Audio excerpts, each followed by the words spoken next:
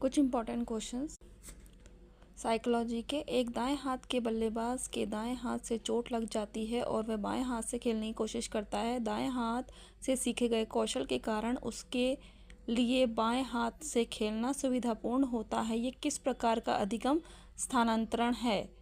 तो इसका सही आंसर है द्विपार्श्वीय। स्किनर के क्रिया प्रसूत सिद्धांत में जब प्रयोगकर्ता यह निश्चित करता है कि स्किनर बॉक्स में प्रत्येक 10वीं सही अनुक्रिया पर पुनर्बलन दिया जाएगा, तो इस अनुसूची को कहा जाता है। इसका आंसर है सेकंड, निश्चित अनुपात पुनर्बलन अनुसूची।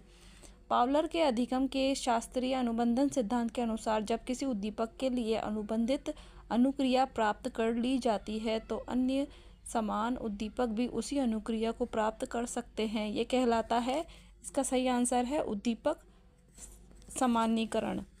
जब एक शिक्षक विद्यार्थी को उसकी उपलब्धि या चॉकलेट देता है तो अधिगम के क्रिया प्रसूत अनुबंधन सिद्धांत के अनुसार उसके द्वारा किस प्रकार का पुनर्बलन दिया गया? तो इसका आंसर है प्राथमिक। शिक्षण के स्तर के आधार पर निम्नलिखित में से अधिगम का सबसे सरल प्रकार कौन सा होता है? स्मृति स्तर अधिगम।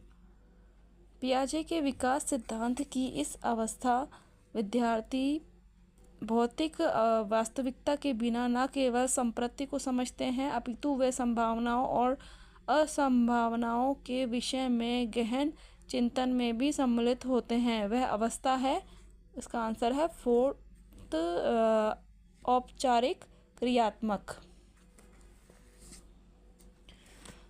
हार्दिक को गणितीय अवधारणाओं का ज्ञान है जो उसे भौतिकी सीखने में मदद कर रहा है। सीखने के इस हस्तांतरण को सबसे अच्छी तरह से किस सिद्धांत के द्वारा समझाया गया है? समान अवयव तत्वों का सिद्धांत। पियाजे के अनुसार संज्ञानात्मक विकास की किस अवस्था में बालकों में भाषा का विकास ठीक प्रकार से आरंभ हो जाता है तथा भाषा अभिव्यक्ति के माध्यम बनने लग जाती है। तो इसका आंसर है पूर्व संक्रियात्मक अवस्था। यह है अभिकथन। मूर्त संक्रियात्मक अवस्था में मूर्त तर्क तब संभव होता है जब बालक सक्रिया का बोध करते हैं। कारण है सक्रियाएं वे शक्तिशाली नियमों का समुच्चय है जो सूचनाओं को एक विचार से दूसरे विचार में स्थानांतरित करती हैं। तो इसका सही आंसर है ए वाला। ए और आर दोनों सही हैं और आर